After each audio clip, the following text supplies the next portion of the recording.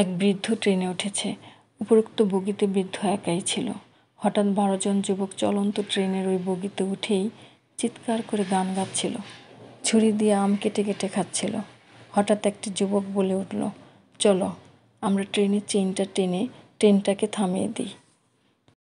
দ্বিতীয় যুবক, না দোস্ত, লেখা আছে 500 টাকা জরিমানা, অন্যথায় 6 মাস জেল। প্রথম যুবক, আমরা 100 টাকা করে চাঁদা তুলি, 1200 টাকা হবে, বাকি 700 টাকা দিয়ে লাঞ্চ করব। Let's fun friends. 1200 টাকা তুলে প্রথম যুবকের পকেটে রেখে রাখল। তৃতীয় যুবক, দোস্ত, আমরা চেইন টেনে ওই বুইড়াটাকে দেখিয়ে দিলে 500 টাকাও বাঁচলো, ফানও হলো। আমরা 12 জনে সাক্ষী দিলে টিটি মেনে যাবে। বৃদ্ধ কাঁদতে কাঁদতে হাত জোর করে বলল, বাবা, তোমরা আমার ছেলের বয়সী, কেন আমাকে বিপদের মধ্যে ফেলবে? যুবকগুলো বৃদ্ধের অনুরোধ অবজ্ঞা করে চেইনটা টান দিতেই টিটি চলে এসে জিজ্ঞাসা করলো, কে চেইন টেনেছে? যুবকগুলো বৃদ্ধকে দেখিয়ে বলল, ওই চাচা মিয়া টেনেছে। টিটি বৃদ্ধকে বলল, অকারণে চেইন টানলে 500 টাকা জরিমানা অথবা 6 মাস জেল।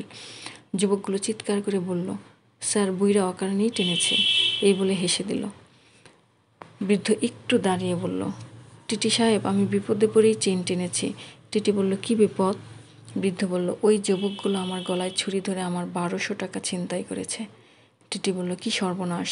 বৃদ্ধ বলল, দেখুন, ওই যুবকটির পকেটে টাকা আর ওই ব্যাগে ছুরি আছে।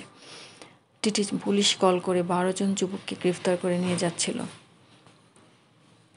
তখন বৃদ্ধ তার পাকা চুল এবং দাড়ি দেখিয়ে যুবকগুলোকে বলল, এইগুলো বাতাসে পাকে নাই।